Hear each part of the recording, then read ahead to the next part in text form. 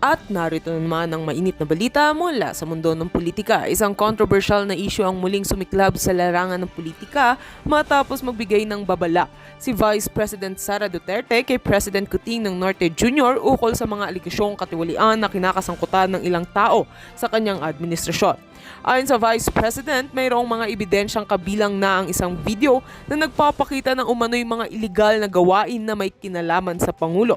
Ano nga ba ang mga detalye sa isyung ito? Narito at panoorin natin. Nagbigay ng isang matinding pahayag si Vice President Sara Duterte sa harap ng media noong nakaraang linggo, kung saan binigyang diin niya ang pangangailangan ng transparency at accountability sa gobyerno. Ayon kay VP Sara, may mga impormasyon siya na natanggap ukol sa mga katiwalian na may kinalaman sa mga kasamahan ni Pangulong Marcos sa gobyerno. Sinabi ng Vice President na mahalaga ang malino na pagtugon mula sa Pangulo sa mga isyong ito upang hindi mapahamak ang integridad ng administrasyon. Ayon sa ilang mga pinagkakatiwalaang source, may isang video na kumalat sa social media na umano'y nagpapakita ng isang mataas na opisyal ng gobyerno na nakipag-usap sa ilang negosyante upang ayusin ang ilang kontrata sa gobyerno kapalit ng malaking halaga. Ang video ay naglalaman ng mga pahayag na nagpapakita ng pagkakasangkot ng ilang tao sa ilalim ng pamumuno ni Pangulong Marcos. Matapos kumalat ang video, nagdulot ito ng matinding reaksyon mula sa mga netizens at mga sektor ng lipunan. Marami ang nagsasabi na ito ay isang patunay na may mga hindi tamang gawain na nagaganap sa ilalim ng administrasyon ng Pangulo. Habang ang mga kritiko ay nagsusulong ng agarang investigasyon, ang mga taga-suporta naman ng Pangulo ay nagsasabing ito'y isang malisosyong paninira laban sa kanya at sa kanyang administrasyon. Ayon naman sa political analyst, ang ganitong mga isyu ay hindi bago sa politika. Ngunit kung ang mga ebidensya na ito ay mapapatunayan, maaaring magkaroon ito ng malalim na epekto sa kredibilidad ng Pangulo at ng buong administrasyon. Ang mga aligasyon ng katiwalian ay isang seryosong usapin, kaya't nararapat na magbigay ng malinaw na pahayag si Pangulong Marcos ukol dito. Tulad ng mga nangyaring iskandalo sa nakaraan, ito'y isang isyong dapat pagtuunan ng pansin ng mga mambabatas at ng sambayanan. Sa kasalukuyan, wala pang formal na pahayag mula sa Malacanang ukol sa kumakalat na video at mga aligasyon ng katiwalian.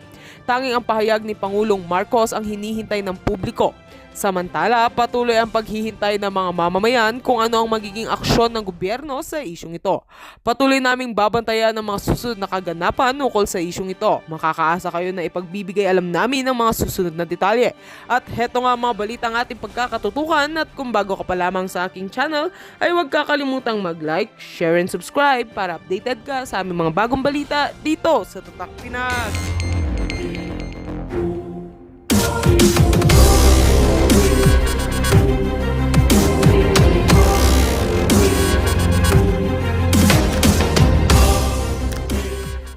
Piso na lang ang presyo. Tinadtad niya ang kanyang kalabasa. Panoorin natin ito. Magaganda ng kalabasa natin. Presyo walang kwenta. Ang ganda, oh. Tattari na lang to, kay wala namang kwenta dito. Pag sa market, ang mahal-mahal. Dito sa ating mga partner, kukunin lang ng piso. Tattari na lang to. Wala namang kwenta to eh. Oh, ganda-ganda ng kalabasa natin. Pagka-quality. Kumarin natin yung quality kung wala namang presyo. Yan, ibabahan pa natin yung mga tao na yan. Ano na lang ibabayad natin sa kanila? Ito, nagkain na lang ito. Mga kwenta to eh. Yung mga kwenta ang ating okay. Hindi naman lang pinapansin yung mga farmer. Dari na lang to. Sana, kwenta.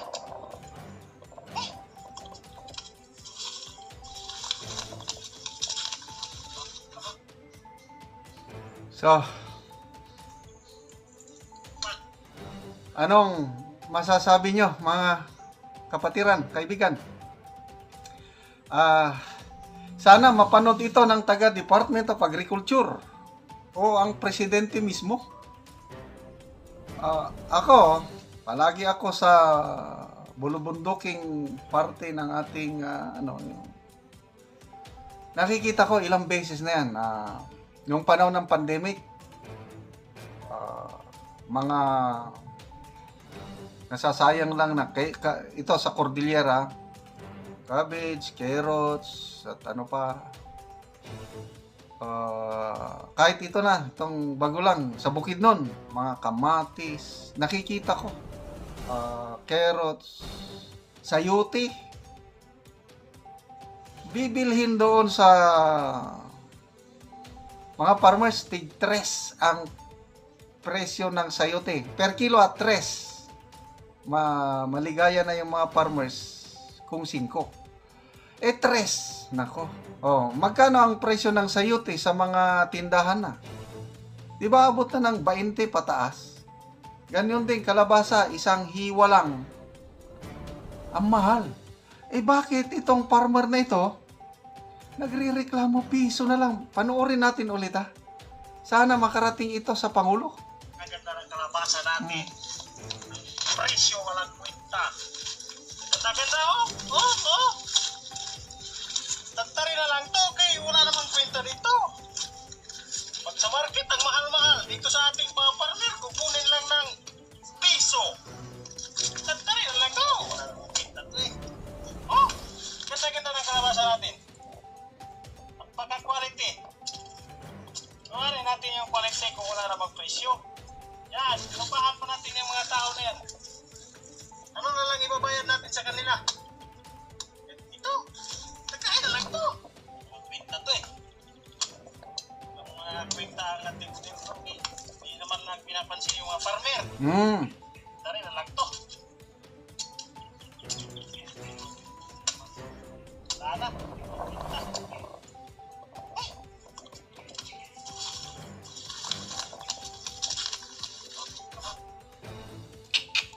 Sakit. Bakit nagkakaganyan ang ating mga farmers? Ang nakita ko po is kulang.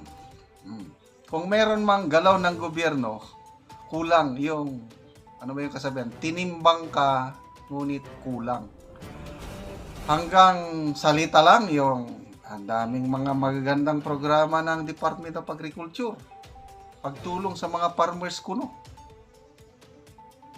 Nasaan na yung pagtulong? Lalo na sa marketing. Yung tinutulungan natin sa Talandigten City, sa Bukidnon. Nangyayari yan yung sayote nila. Halos ipamigay na lang. Kaya napilitan tayo na nagtayo na lang ng tindahan nila sa tabi ng kalsada para sila na mismo ang magtinda. Tig 5 per kilo. O at least kumikita sila. Yung pagdating na sa pamayanan, sa mga market, alam ko, 20, pinakamababang kilo ng sayote. So, ganyan po. Walang masyadong intervention ng gobyerno. Ang namamayani ay ang mga middlemen. Ang daming middlemen. Ang farmer galing sa bundok, magrenta ng bonggo. Magbayad na. I think 200. Sa sayote ito 250 pesos kada sako. 200. Pinakamababa yun. 200 pesos kada sako ang pamasahe ng sayote. Dadalhin sa syudad, sa Cagayan de Oro. Pagdating sa syudad, 300 pesos lang ang bayad ng isang sakong sayote. Ano pa ang ganansya ng farmer? Pagod lang. Kaya yan po, dahil sa yung Kadiwa store sana, yung concept ng Kadiwa maganda. Kung talagang tutuhanan ng Pangulong Marcos ang Kadiwa. Ang Kadiwa sana gagawa ng paraan para itong mga produkto ng farmers, may isa lang, madala sa isang tindahan na ang mga consumers makabili ng mura, ang mga farmers makabenta ng katamtaman, nawala yung ganansya ng middleman. But yan, hindi nangyayari kasi ang Kadiwa store ng Pangulo, pampapogi lang. Naghanap ako ng Kadiwa, wala akong makitang Kadiwa.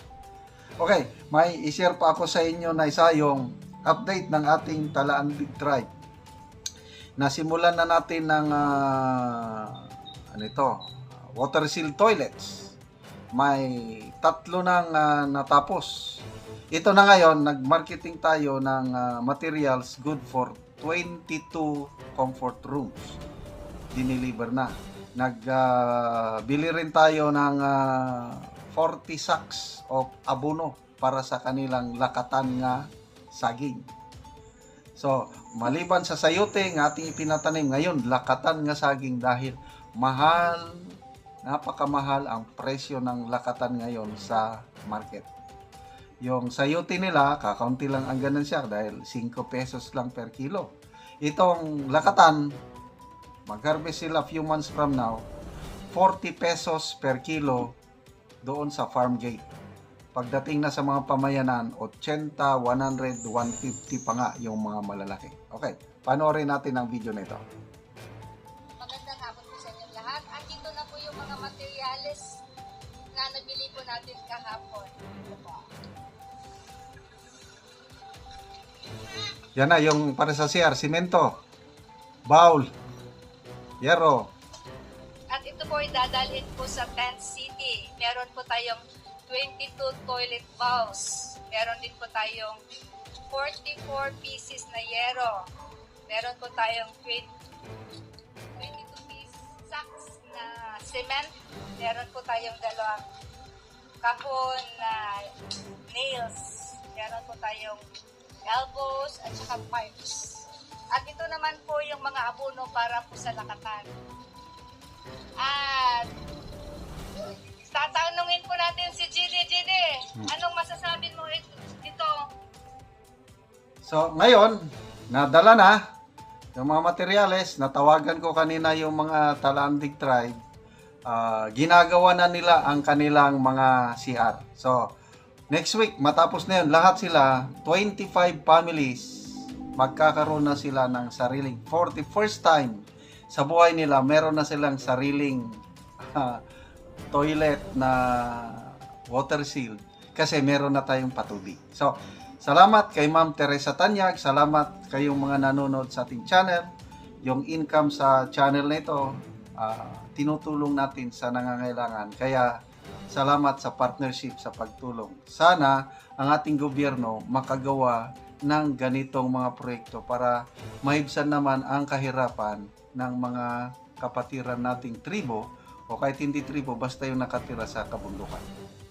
Thanks to PRD and the way things are going, that's slowly coming back.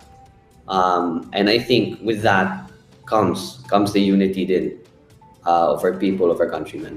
All right. So you went to college, you graduated, you worked in finance for 2 years, and then you came back to Manila, worked under Madjo as his consultant, parang political officer or something. And then you became an economic consultant for Ilocos Norte. So far, yung dalawang local positions are appointive. If you become congressman, elective na yon, Chong. Madugo yan. Titirahin ka everyday. Lalaitin ka everyday. Are you ready for it? Lalo na kung manalo tatay ko.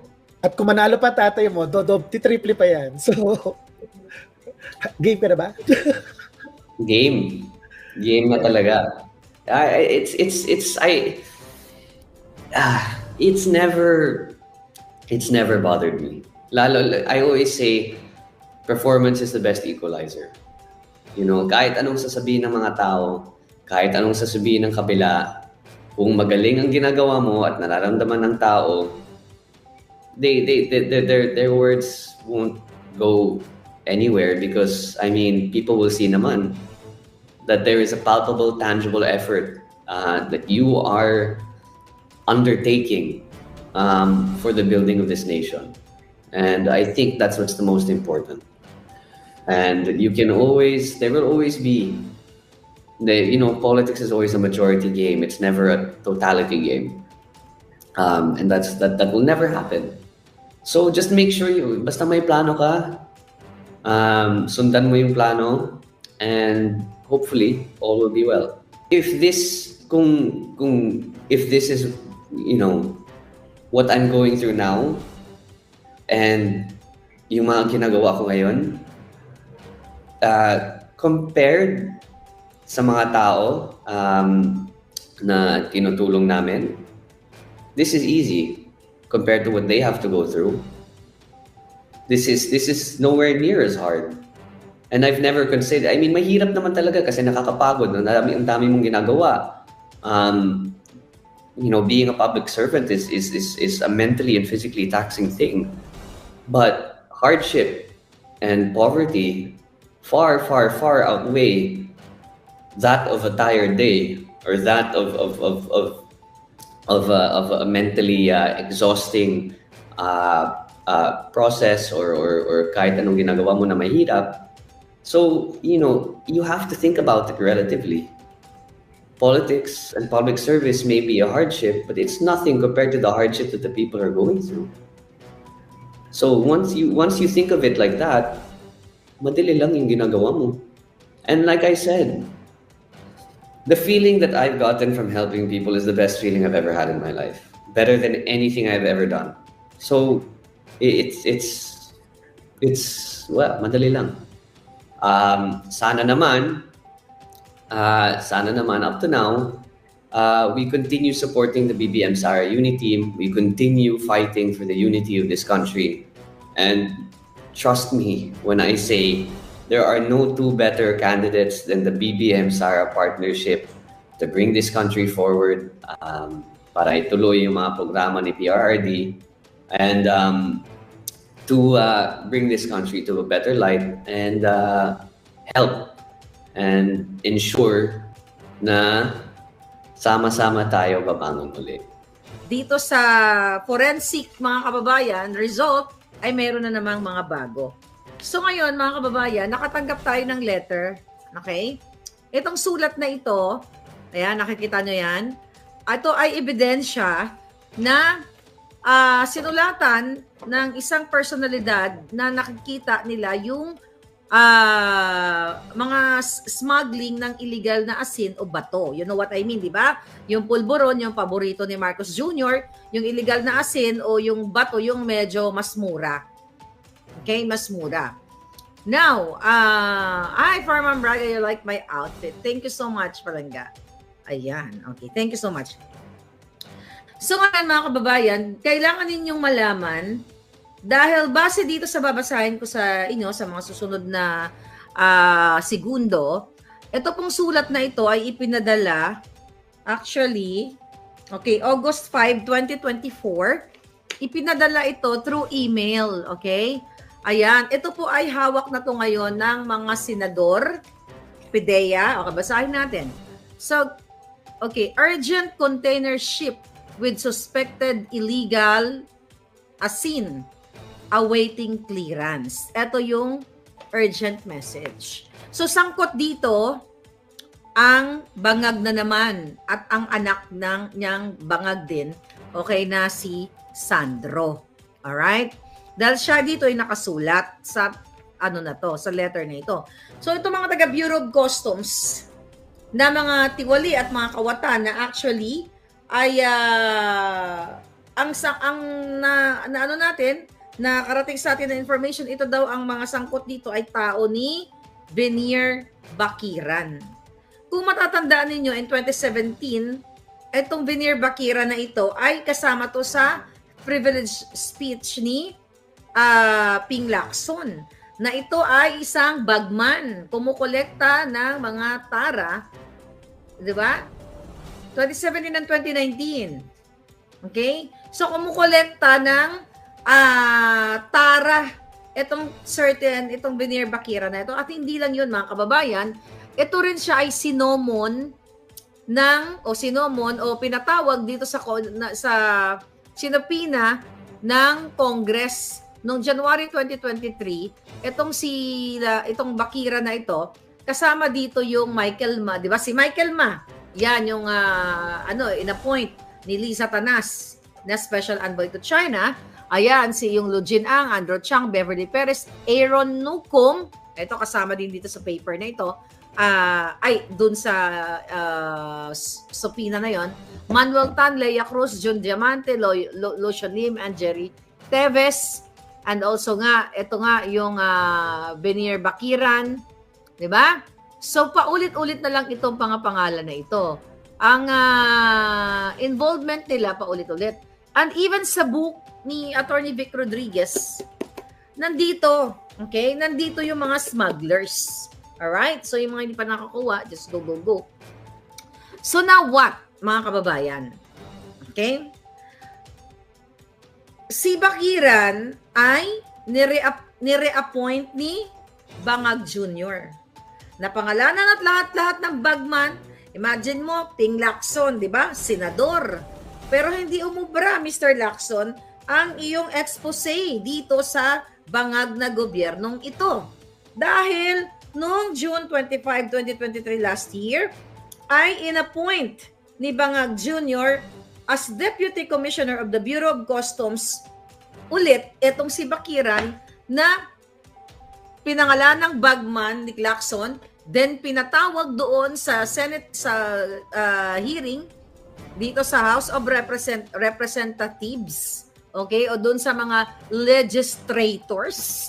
Ngayon, hindi nga po natuloy yun, mga kababayan, noong January 2023, kasi nga yung sangkot nga si Michael, hindi nga naudlot nga yun, dahil pinigilan nga ni Marcos Jr., ni Romualdez, at ni Zubiri, di ba, yung may legislative agenda nila, remember that? I think nandito yung kanilang mga picture.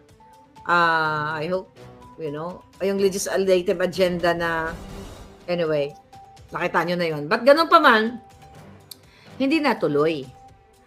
Kaya nga dito mo talaga makikita, talamak na mga kababayan ang gobyernong bangag. Sabi ko nga, ito authenticated na si Marcos Jr. ay talagang bangag to the bone. Right? So this one, itong letter na hawak natin, mainit-init pa to mga palangga, mainit-init. Basahin natin. Ito ay in-address actually sa Bureau of Customs, PIDEA, ayan, temo. PIDEA, BOC Cares, ayan, may BOC Cares pa raw, di ba? They care really. They care the smugglers. Kaya tama yun. Dapat smuggler cares ito. Ito ang sabi dito, ayan, intelligent group. Babasahin ko to isa-isa para malaman ninyo. Intelligence Group 16, Intelligence Group, ayan, MinCDO, Ombudsman. Okay, nakarating na ito sa Ombudsman. Ayan, ang dami, halos lahat ng department, PAB, Ombudsman, then PACE, okay, at op.gov.ph. Alright. Malacanang, nakarating na kay Bangag ang email na ito. Nakarating kay Escudero, nakarating kay Jinggoy Estrada, nakarating kay, sino to? Tol Senate. Sino si Tol? Tolentino. Okay? Nakarating kay Tol Senate, ay kay Tolentino, nakarating kay Coco Pimentel, nakarating kay Sonny Angara, nakarating kay Binay, Nancy Binay, nakarating din kay Cayetano. Alright? Nakarating din ito kay, I think they are the members of yung Committee on Drugs and Public Safety. Okay? Nakarating ito kay, sino to? Senador Bato de la Rosa. Nakarating kay Senator Bongo. Alright? Nakarating kay Bongo, nakarating kay Risa Ontiveros, nakarating din kay Amy Marcos. So, dahil sila yung Committee on Drugs. Ngayon, mga kababayan, bakit ko binasa isa-isa? Kasi August 5 pa ito. Anong petsa na ngayon? It's August 14. 14 na, di ba? So, nakarating to sa mga senador na ito, pero tahimik sila. Kaya yung concern, yung puting ahas natin, kaya pinorward kay Maharlika para malaman ninyo na walang ginagawa etong mga itong mga senador na ito na supposedly sila ang magtutok o mag-conduct nitong mga investigation, hindi yung kaletsehan lang ng mga investigation yung mga ginagawa nila, di ba? So ngayon, mga palangga, okay, lagyan natin ng konting forma. Lagyan natin ng konting forma. Okay, ngayon mga kababayan. Sabi sa sulat, Dear Customs, PIDEA, and Senate, I am writing to inform you of a container ship currently in the port holding over 1,000 kilograms. Okay?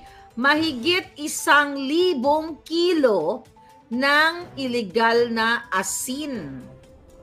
Okay? Na tinitira ng mga mahilig magtira ng bato, 'di ba? Asin, bato, you know that, right? Ang sabi dito, which has been awaiting customs clearance for the past 2 weeks. Okay? So, yung kargamento na ito, itong shipment na ito, may nilalamang 1,000 mahigit na illegal na asin at nakatenga lang doon. Ang sabi sa sulat, it is imperative that all containers due for clearance are thoroughly inspected for illegal na asin, okay? Or bato, including the use of customs and PIDEA dogs.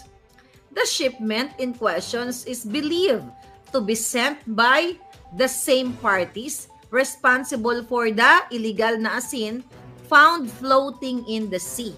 Remember yung palutang-lutang na illegal? Oh, related ito, konektado daw ito. Sabi dito sa sulat, the container is likely sent from Myanmar or most probably Malaysia. Containers from these countries need to be meticulously checked. Okay? There are two. Ito, listen to this. There are 2 individuals involved in assisting Chinese drug lords in clearing these shipments. So, ibig sabihin ay Chinese na asin lord ang involved dito. Sabi sa sulat, who have been aiding the clearance of illegal na asin container for the past 6 months. Okay? Sabi dito, list the names. By the way, ito pala yung picture ng shab-shab. Ayan o. Ito po ay may attachment. 3 attachment, pictures ng dalawang involved according to the letter. Pero ipakita muna natin itong ano na to. Alright? Wala. Okay. Pakita muna natin ito mga kababayan. So nakita nyo yan? Ayan yung illegal na asin na nakita nila sa container van, sa container van na nakatengge lang waiting for clearing. May plano kasi sila dyan. Kasi later on, mamaya, pag-usapan natin yung abandonment. I-abandon ko mamaya. Pero tapusin muna natin. Sabi dito, there are 2 individuals na involved na nag-a-assiste at tumutulong sa Chinese asin lords dito para tong shipment na to, para ma-clear. Alright? Ngayon, ma-clear yung clearance para makalusot nga. Okay? List the names of any known details of the individuals. So, yung pangalan nila, ito. Kaya nga dapat imbestigahan ito kasi nakalagay yung pangalan nila. Ang pangalan na nakasulat dito, based on this letter, na sinend sa atin mga kababayan, baka kilala nyo to, ay certain Julian Cuevas Perez.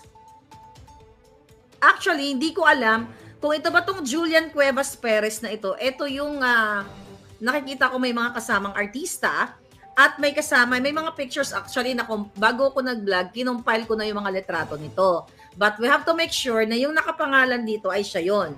Alright? So ngayon mga kababayan, meron din picture na Julian Cuevas Perez na nandoon, hindi ko lang alam kung ano ang mission niya, kasama niya si Bangag Jr. Okay?